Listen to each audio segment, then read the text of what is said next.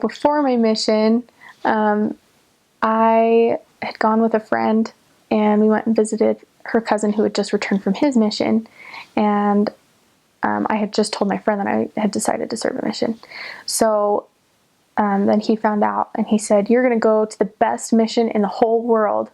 And in my brain, I was thinking he's going to tell me that I'm going to go to his mission. And that's fine. But he actually ended up saying, the best mission in the world is the one that the Lord calls you to.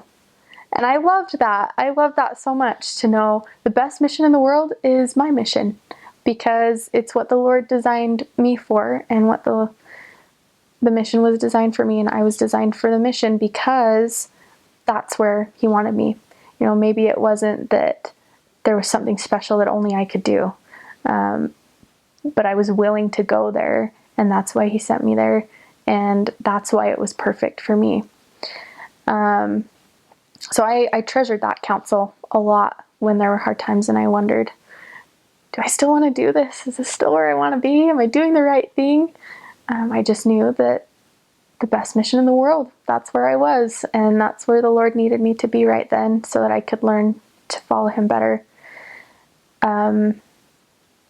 Also, like I said before, that exact obedience means no exceptions. I wish I would have understood that sooner, so that I wouldn't have been so down on myself.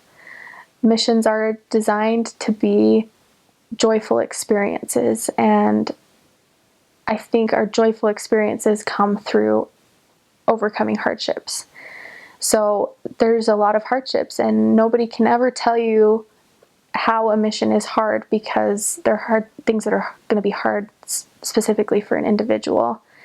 But once you get through those things, that's when you come home and you remember the times that you overcame, and how you felt, and how the Spirit testified to you that you were doing something good and something worthwhile, and that you had followed the Lord, or that, I don't know, whatever it was, that you could be happy even when you were dealing with hardships. I struggled a lot with depression my first 6 months, and it was hard for me to admit that.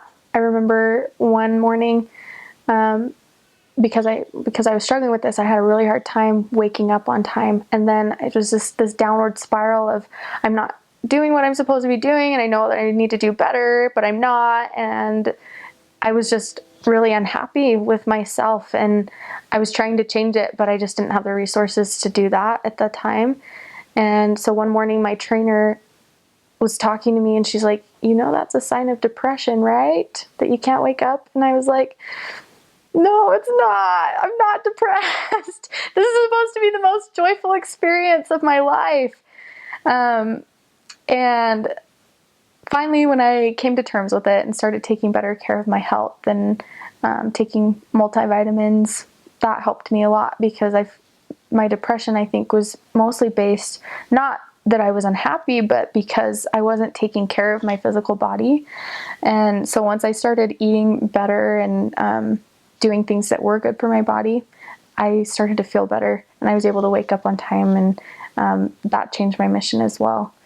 So no, if you're a sister missionary, you are not alone in struggling with depression, because there's so many that do.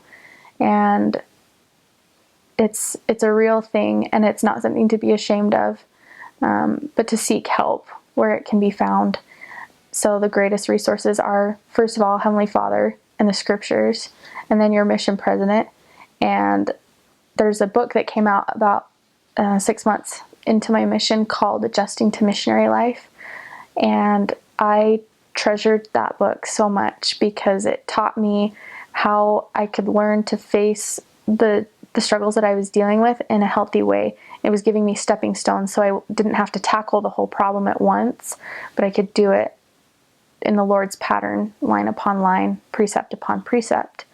And I loved being able to know that I wasn't the only one dealing with depression, even though I felt like I was, that I was the only unhappy missionary in the whole wide world.